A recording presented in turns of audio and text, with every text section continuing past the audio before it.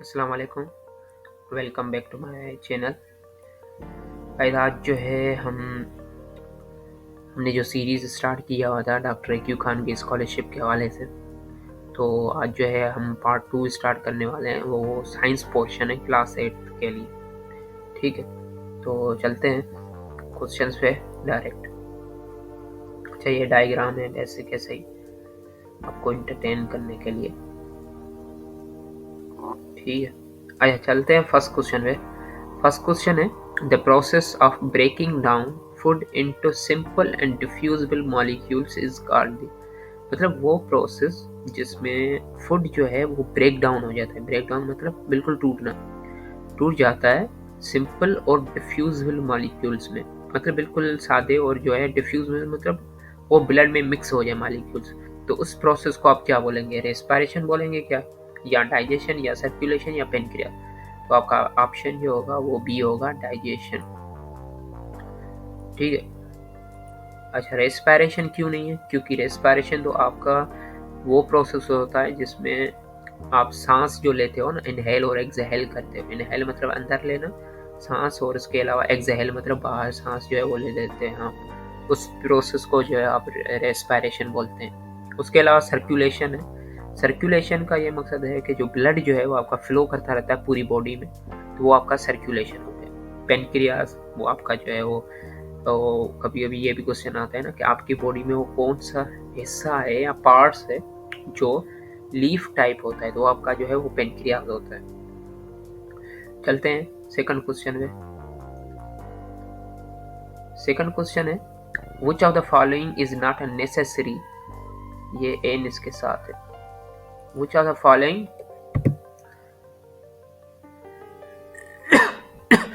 Which of the following is not a necessary digestive organ. अच्छा, वो कौन सा है जो आपको चार ऑप्शन दिए हुए हैं, इनमें से पूछ रहा है कि कौन सा डाइजेस्टिव ऑर्गन जो है वो नेसेसरी इतना अच्छा नहीं है। तो टीथ है, लिवर, फेरेंक्स, पेनक्रियास। अब देखें, टीथ जो है वो आपका पहले पहले माउथ में यूज होता है, ठीक है ना, वही तो फर्स्ट ऑर्गन है ना डाइजेस्टिव सिस्टम का, तो वो टीथ तो है। लिवर भी आपका जो है वो काम आता है, जिसे कोलेस्ट्रॉल है, कोलेस्ट्रॉल को डाइजेस्टिव करने के लिए यूज होता है। उसके अलावा पेनक्रियास है, वो पेनक्रियाटिक जूस बनाता है, जो स्टमक में से जो भी कुछ फूड जो है वो बिल्कुल डिवाइड हो जाता है, तो उनमें कुछ मॉलिक्यूल्स जो है वो बच जाते हैं। तो वो मॉलिक्यूल और ब्रेक डाउन जब होते हैं, जब वो स्मॉल इंटेस्टाइन के हिस्से में फर्स्ट जो हिस्सा होता है स्मॉल इंटेस्टाइन का, ड्यूडेनम जो बोलते हैं आप इसको।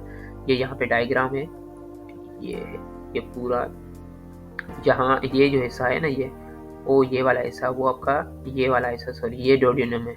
और ये जो बिल्कुल ये जो येलो कलर का है, ये बिल्कुल जो दिखाई नहीं दे रहा, वो आपका जो हिस्सा होता है वो पेनक्रियास होता है। ठीक है, तो पेनक्रियास से पहले ड्यूडेनम, और ड्यूडेनम पेनक्रियास के बाद जो है वो ड्यूडेनम आ जाता है। तो फूड जो है वो जैसे ड्यूडेनम हिस्से में जाता है, ड्यूडेनम जो है वो एक पार्ट है स्मॉल इंटेस्टाइन का, ठीक है। तो उससे पहले खाना जब इस जो है वेंट से आ रहा है, तो यहाँ पे पेनक्रियास है, वो पेनक्रियाटिक जूस आता है जो उसको ब्रेक डाउन करता है खाने को। ठीक है, तो इसीलिए फेरेंक्स जो है आपका हिस्सा नहीं होगा। फेरेंक्स जो है वैसे एक्चुअली में आपका सांस जो लेते हैं ना, लंग्स का वैसे हिस्सा है ये। ठीक है, फेरेंक्स और इनमें यूज होता है, सॉरी, मतलब सांस को इनहेल और एक्सहेल करने में उनमें हेल्प करता है। अच्छा, क्वेश्चन नंबर थर्ड है which one of the following is a symptom of asthma. अच्छा, अस्थमा मतलब वो जो बंदा जिसको सांस लेने में तकलीफ हो रही है, तो इसका कौन सा जो है वो सिम्पटम है? शॉर्टनेस ऑफ द ब्रेथ, ठीक है। स्नीजिंग नहीं है, नाइट स्वीट्स नहीं है, मतलब रात को पसीना आ जाए नहीं है, मिडिल एक मतलब एक जो है यहाँ पे माइल्ड हेड एक है, मतलब थोड़ा सा सर में दर्द होना, ठीक है। तो आप इसको, ये तीनों ऑप्शन तो नहीं होंगे, बाकी शॉर्टनेस ऑफ ब्रीथ जो है वो आपका अस्थमा का सिम्पटम होता है। अच्छा, क्वेश्चन नंबर फोर्थ है। क्वेश्चन नंबर फोर्थ जो है वो आपका blood never flows back toward the arteria because of, मतलब ब्लड जो है एक दफ़ा ये फ्लो कर गया है तो वापस जो है वो उसी नाली से मतलब आर्टरिया से वापस नहीं जाता, वो वापस आता है वेन के थ्रू। हार्ट, जैसे हार्ट है ना, हार्ट में से ब्लड, अगर वो हार्ट जो है पूरी बॉडी को ब्लड सप्लाई करेगा तो वो आर्टरिया के थ्रू भेजेगा हर आर्गन को। और अगर वो हार्ट को जो है वो ब्लड साफ करने के लिए ब्लड चाहिए, जो डीऑक्सीजनेटेड ब्लड होता है, डीऑक्सीजनेटेड ब्लड वो जो जिसमें कार्बन डाइऑक्साइड होता है, तो अगर वो ब्लड मिल जाए, ठीक है, तो वो कहाँ से बोलेगा, तो वो वेन के थ्रू जो है वो एक्सेप्ट करता है। ठीक है, तो अच्छा, आर्टरिया से क्या, आर्टरिया से जो ब्लड जा रहा है उससे वापस हार्ट की तरफ आ सकता है? नहीं आ सकता। क्यों, वो पूछ रहा है क्यों, रीज़न क्या है? तो वो रीज़न ये है कि उसमें जो आर्टरिया है ना, उसमें वाल होते हैं। ठीक है, तो वो जैसे ही ब्लड आगे चला जाता है तो वाल जो है वो पीछे जो बंद हो जाता है, इसीलिए ब्लड वापस बैक साइड नहीं चला जाता हार्ट की तरफ से। तो इसका ऑप्शन जो होगा वो सी होगा। चलते क्वेश्चन नंबर 5 पे। क्वेश्चन नंबर 5 है, dash purify the blood by diffusing oxygen from the inhaled area and release air and release carbon dioxide in the exhaled air. अच्छा, वो कौन सा ऑर्गन है जो प्यूरिफाई करता है, हेल्प करता है ब्लड को? ठीक है, किस तरह के, उसमें से ऑक्सीजन जो है वो डिफ्यूज करता है इनहेल्ड एयर में से जो आ रहा है ऑक्सीजन, और इसके अलावा कार्बन डाइऑक्साइड जो है वो एक्सहेल कर रहा है। तो कौन सा ऑप्शन, वो कौन सा पार्ट है, वो आपका लंग्स होगा। वेन नहीं होगा, आर्टरीज भी नहीं होगा, हार्ट भी नहीं होगा। हार्ट तो ब्लड को पंप करता है। ये डायग्राम है आपका। अच्छा, क्वेश्चन नंबर 6 है, डैश प्रोड्यूस पोलन। अच्छा, इनमें से कौन सा पार्ट है जो पोलन जो है वो पैदा करता है? जैसे स्टिग्मा हो गया, स्टाइल, एंथर, ओवरी, ये चारों पार्ट्स जो है वो आपके फ्लावर के। तो आपका ऑप्शन जो होगा वो सी होगा, एंथर। एंथर में जो आपके पोलन ग्रैंड प्रोड्यूस होते हैं। क्वेश्चन नंबर 7 है, which of the following is a biotic factor. जिनमें से पूछ रहा है कि ए बायोटिक फैक्टर कौन सा है। बायोटिक मतलब living thing, living things factor. Abiotic मतलब नॉन लिविंग थिंग्स, जैसे वाटर हो गया, एयर, न्यूट्रिएंट्स। आपका जो प्लांट्स है वो तो प्रोड्यूसर है, तो आपके जो है वो ए बायोटिक फैक्टर है। क्वेश्चन नंबर 8 है, the interaction of living organisms with each other and with their environment is. अच्छा, इंटरेक्शन होता है लिविंग ऑर्गेनिजम्स का, जैसे हमारा इंटरेक्शन हो रहा है प्लांट्स से। हमारा इंटरेक्शन कैसे प्लांट्स से, हम जो है कभी कभी घास वगैरह खाते हैं, हम भी हर्बीवोर्स हैं ना।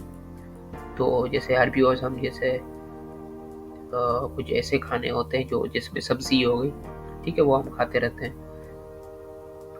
तो interaction of living organisms with each other with their environment is, अच्छा, उसका हम क्या बोलते हैं, इकोसिस्टम। क्वेश्चन नंबर 9 है, the dash are arranged in shell around the nucleus. Nucleus होता है, उसमें जो बाहर की तरफ से जो लाइनें होती है गोल गोल, ठीक है, उनमें, उनको हम शेल बोलते हैं। उस शेल में कौन सा एटम का पार्ट होता है, अरेंज होता है? वो होता है आपके इलेक्ट्रॉन। क्योंकि प्रोटॉन और न्यूट्रॉन तो आपके होते हैं न्यूक्लियस के अंदर, जिसको हम न्यूक्लियॉन भी बोलते हैं।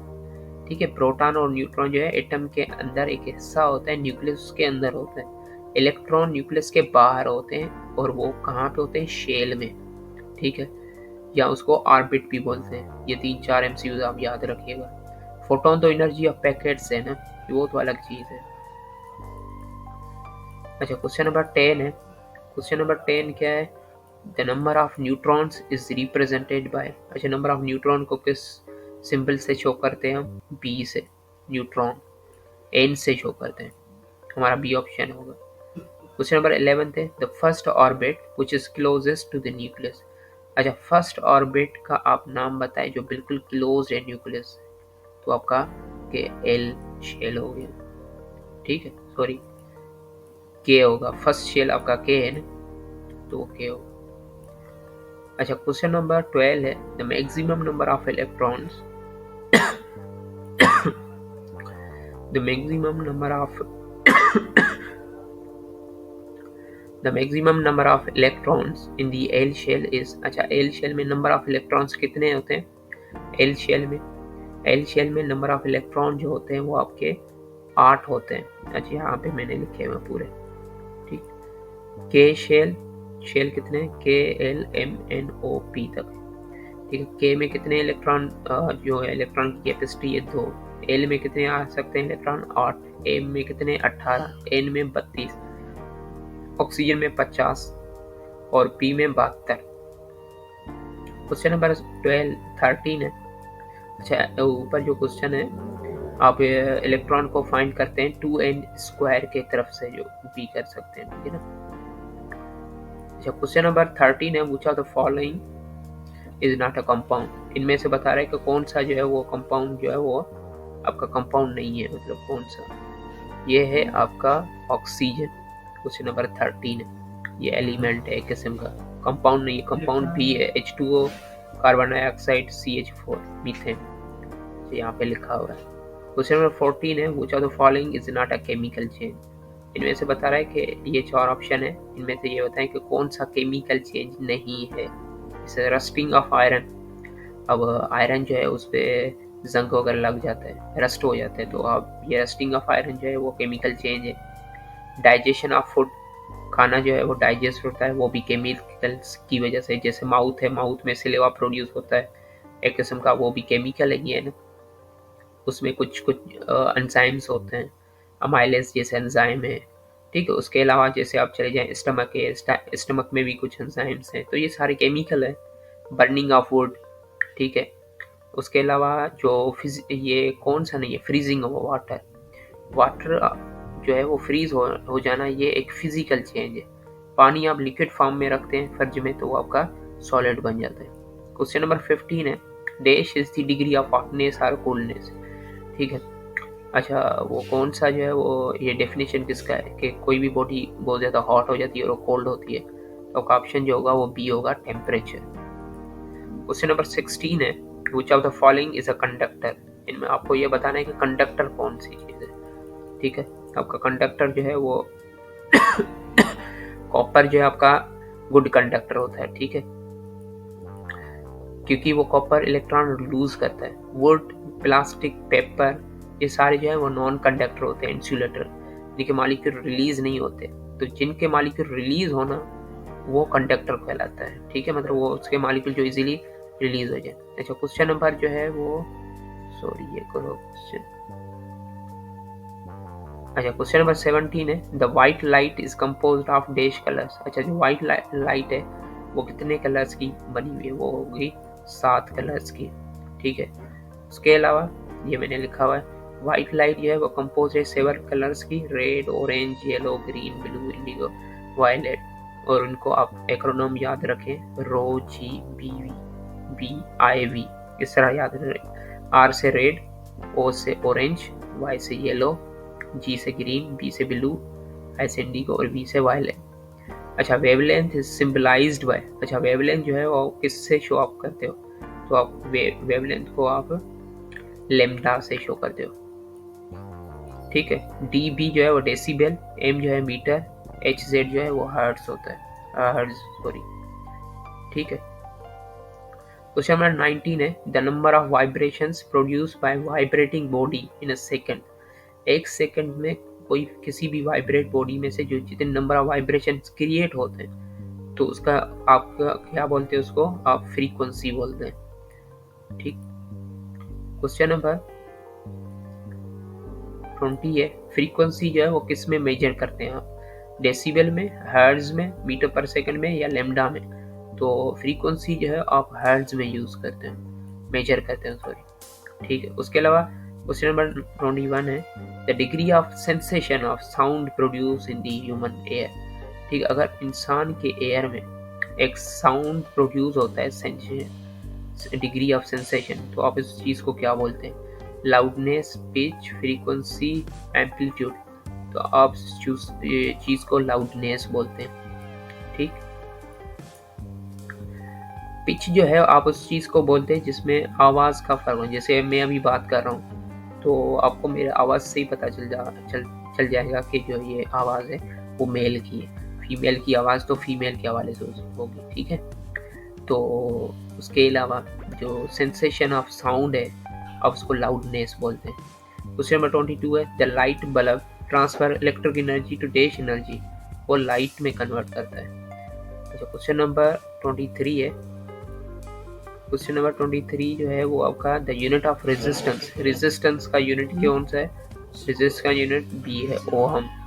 ठीक, इसके अलावा क्वेश्चन नंबर 24 है which of the dash is the device to measure the amount of current in electric current।